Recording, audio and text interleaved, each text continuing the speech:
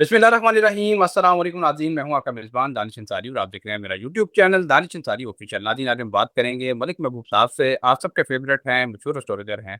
अस्सलाम वालेकुम मलिक साहब, कैसे हैं आप? वालेकुम सलाम। अल्लाह का शुक्र है। आप बताएं क्या हाल चाल है आपके?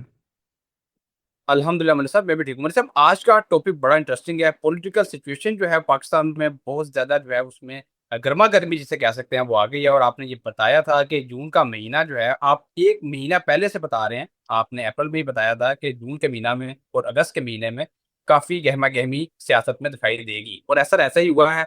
सुहेल अफरीदी ख साहब के खिलाफ उन एमएनएज़, उन एमपीएज़ ने एक फॉरवर्ड ब्लॉक बनाने की पूरी कोशिश कर ली है, बल्कि इकट्ठे हो गए हैं और वाज़ह तौर पे ये चीज़ें सामने आ चुकी हैं। जो चाहते हैं कि सुहेल अफरीदी साहब जो हैं खान साहब की रिहाई के लिए, क्योंकि वो पूरा ज़ोर लगा रहे हैं, कोशिश कर रहे हैं, एस्टेब्लिशमेंट के साथ नहीं बैठ रहे, तो वो चाहते हैं कि वो उन्हें उनकी कुर्सी से हटा दें। लेकिन दूसरी तरफ सुहेल अफरीदी साहब भी पूरी कोशिश कर रहे हैं कि इन एमएनएज़ और एमपीएस को मनाएँ। सर, क्या देख रहे हैं? आपने पहले ही बताया था कि सुहेल अफरीदी साहब में आप इमरान खान साहब की झलक दिखाई देती है और कई पीटीआई के अंदर ही कई मुखालफिन हैं, चाहते हैं खान साहब जेल के अंदर ही बैठे रहें, बाहर ना आएँ। क्या फ्यूचर देखते हैं पीटीआई का? देखें, वो जो मैंने आपको झलक की बात की थी ना, वो यही झलक थी कि जो हालात खान साहब के रहे हैं पास्ट में और जो अभी तक हैं, वही चीजें जो है ना रिपीट होती हुई दिख रही हैं मुझे। और खान साहब का क्या है, खान साहब यूं समझें कि वो इजी टारगेट को ग्रैप नहीं करता है। अगर आप शेर को देखें ना, तो वो भी कोई मेजर टारगेट, बड़े टारगेट की तरफ जाता है। तो खान साहब भी इसी तरह से है कि इजी टारगेट को अप्रोच नहीं करते हैं। कोशिश करते हैं कि जो जो मेरे से ज्यादा चैलेंजिंग हो, मैं उसको जो है चैलेंज और ऑपोजिशन में जाके उसको चैलेंज करके दिखाऊं। तो जो जो हालात खान साहब के हैं ना, वही चीज इनके साथ हो रही है।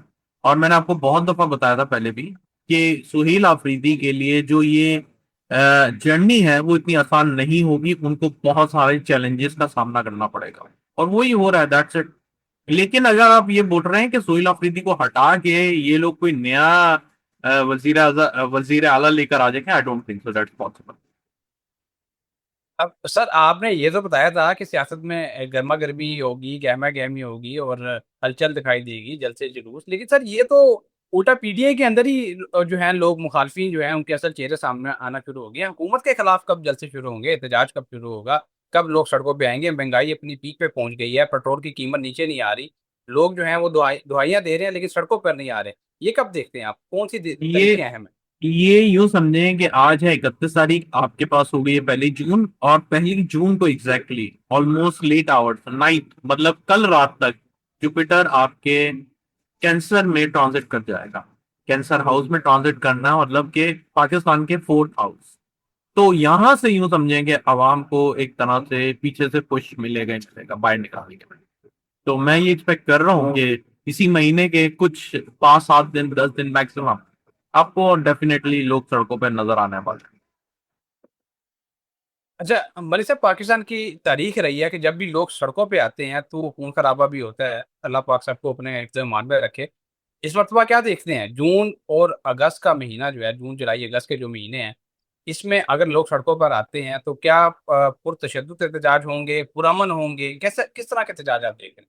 यार, पूरा मन तो आप भूल ही जाए, क्योंकि जो प्लानिटरी कॉम्बिनेशन है नो डाउट पहले से बहुत बेहतर है। जिस वक्त ये सिलसिले शुरू हुए थे अमेरिका और पूरी दुनिया के, ईरान के, उससे बहुत बेहतर है। मैंने आपको कहा था कि बीच में थोड़ी कॉन्फिडेंस आ जाएगी और वो कॉन्फिडेंस आई भी है। लेकिन ओवरऑल अगर हम पाकिस्तान के जायचे को देखें तो मुझे लगता है कि अभी प्रॉब्लम्स अभी बहुत बड़ी। तो ये खून खराबे वाले हालात अल्लाह ना करे, लेकिन दिक्कतें हैं पाकिस्तान में। मलिक साहब, बड़ी इंटरेस्टिंग बात है कि मैंने आपसे जब दूसरा प्रोग्राम किया था, आपने कहा था कि पीपल्स पार्टी जो है वो मरकज़ निगाह आइंदा आने वाले दिनों में रहेगी और मैं बड़ा हैरान हुआ था कि पीपल्स पार्टी तो बड़ी खामोशी से कार्रवाई डाल देती है, अपना काम निकलवा लेती है।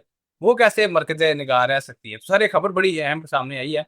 एमक्यूएम ने महाज खोल दिया पीपल्स पार्टी के साथ और कहा है कि पीपल्स पार्टी ने गवर्नर सिंध को इसलिए हटाया कि वो इनके गैर कानूनी कामों में रुकावट थे। जो कामरान टेसोरी से बेसिकली, जो साबिक गवर्नर सिंध रहे हैं, वो कह रहे हैं कि फारूक सत्तार एमपीएम के रहनुमा, कि वो पीपल्स पार्टी के गैर कानूनी कामों के दरमियान रुकावट से। सर, दिलचस्प बात यह है कि एमपीएम और पीपल्स पार्टी दोनों वफाक में हुकूमत का हिस्सा हैं।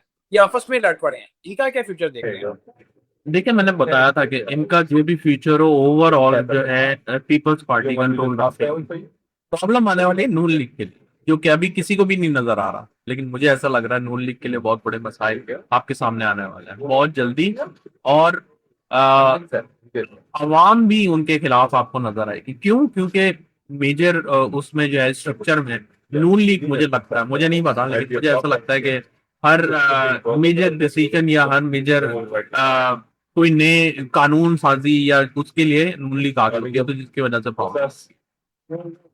अच्छा मलिक साहब, कई सीनियर सियासतदान है वो दावा कर रहे हैं कि ये बजट इस साल का जो आएगा उसके बाद हुकूमत फारिग है, घर चली जाएगी, और बड़े बावसूख तरीके से दावा कर रहे हैं। और पीटीआई के जो सियासतदान है वो खास तौर पर, क्या वाकई ऐसा होने वाला है इस मरतबा? क्या वाकई बजट के बाद हुकूमत फारिग हो जाएगी? मुझे इसकी फौरन बात तो नहीं, लेकिन मैंने जैसे पहले भी बताया आपको लास्ट टाइम भी कि जो प्लानिटरी कॉम्बिनेशन है वो सिंगल नहीं है, बहुत सारे कॉम्बिनेशन है। तो इसका मतलब यह है कि सिर्फ बजट नहीं होगा, बहुत सारे मसाइल होंगे। वो ये होता है कि कभी कभी एक जो होता है ना, चिंगारी जो है पूरी आग भड़का देते हैं, तो चिंगारी शायद बजट हो, लेकिन सिर्फ बजट की वजह से जाना वो मुझे समझ नहीं आता। ओके मलिक साहब कुछ इंटरनेशनल खबरों पे बात कर लेते हैं। मैंने लास्ट टाइम जब आपके साथ प्रोग्राम किया था मैंने आपको बताया था कि गजा के हवाले से एक बड़ी अहम खबर, बड़ी अहम अपडेट सामने आई थी। इसराइल के जो पीएम है नेतन्याहू, उन्होंने कहा था कि गजा के 70% हिस्से पे उनकी फौज कब्जा कर ले, ऑर्डर जारी किया था उन्होंने। लेकिन आपने कहा था कि फलस्तीन का इशू जो है अभी नहीं उठेगा, सामने नहीं आएगा, वो बैकवर्ड चला जाएगा। अभी आपने कहा था कि लिबनान और तुर्की के हवाले से आपको खबर आते दिखाई देती है, और सर ऐसा ही हुआ है। अभी नेतन्याहू ने इसराइली फौज को कहा है कि लिबनानी इलाके चंद उन्होंने बताए हैं, इन पे फौरी तौर पे कब्जा कर लो। और इस वक्त जब हम ये प्रोग्राम रिकॉर्ड कर रहे हैं वो कब्जा कर चुके हैं। सर लिबनान के कहीं इलाके जो हैं कब्जे में आ चुके हैं, पटिशन दुरुस्त हुई है। क्या तुर्किया में भी सर इसी तरह की कोई कार्रवाई होगी? नहीं, उनके साथ इस तरह की कार्रवाई नहीं मुझे पॉसिबल लगती। मुझे उनके साथ जो है एक प्रॉपर महाज खुलता हुआ दिखता है, जो कि अभी नहीं, मैंने मुझे भी बताया है, अभी महाज का टाइम नहीं है। जो जो पिछले 1.5-2 महीने से, मतलब अप्रैल से ही है ऑलमोस्ट, ऐसा एक सीज फायर का सिलसिला बना है, और वो अभी आने आने में, चलते रहने में, अभी मुझे ऐसा लगता है कि कम से कम 4-5 महीने और लगेंगे। तो मोस्ट प्रोबेबली जो है सितंबर अक्टूबर के बाद पूरी दुनिया में फिर एक नई हलचल डेवलपमेंट होने वाली है।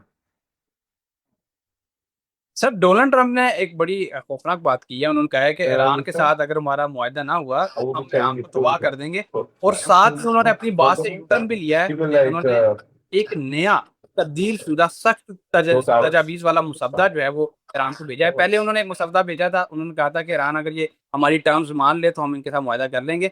अब उन्होंने यूटर्न लिया है, वो कह रहे हैं वो मुसद्दा हमने रिजेक्ट कर दिया है, अपना ही मुसद्दा जो भेजा था उसको रिजेक्ट कर दिया। अब एक नया मुसद्दा, एक नया ड्राफ्ट जो है वो भेज दिया है। सर इतनी कॉम्प्लिकेटेड सिचुएशन है, कभी डोनाल्ड ट्रंप कुछ कहते हैं, कभी कुछ कहते हैं। ऐसे में मुआहदा कैसे होगा? आप तो पहले से, मैं जानता हूँ आप पहले से कह रहे हैं कि मुआहदा नहीं होगा, अभी ये मुज़ाकरात मुज़ाकरात खेल रहे हैं, लेकिन ये सिचुएशन तो मजीद कॉम्प्लिकेटेड होती जा रही है। करने देना सर, वो चलती रहेगी। अभी अभी कुछ नहीं होगा, मैं आपको बता रहा हूँ ना, प्लानिटरी कॉम्बिनेशन अभी कुछ और दिखा रहे हैं। ये वो जो आप बोल रहे हैं मुज़ाकरात हो जाए, एग्रीमेंट हो जाए, मैंने आपको कहा है कि लीस्ट से लीस्ट अगर मुज़ाकरात हो जाते हैं तो भी वो किसी तरह से टूट जाएंगे, और फिर वही होना है जो सितारों में नजर आ रहा है। अल्लाह करे वो ना हो, लेकिन मुझे ऐसा ही दिखता है कि ये अभी जो है ना, डस्ट सेटल नहीं हुई है। ये मिट्टी उड़ रही है, तूफान में ही है, लेकिन एक तरह से जो क्रिटिकल सिचुएशन थी, जो हम फरवरी से अप्रैल तक देखते आ रहे हैं, वो ओवर हो गया। ओके, बहुत शुक्रिया मनी साहब, आपने वक्त निकाला। नाज़रीन आपका भी शुक्रिया, वक्त निकालते हैं फीडबैक देने के लिए और कमेंट्स करते हैं। आपका फीडबैक बड़ा इंपॉर्टेंट है हमारे लिए। अपने सवालात भी लाजमन पूछा करें, आपके सवालात प्रोग्राम में ऐड करते हैं इंशाल्लाह।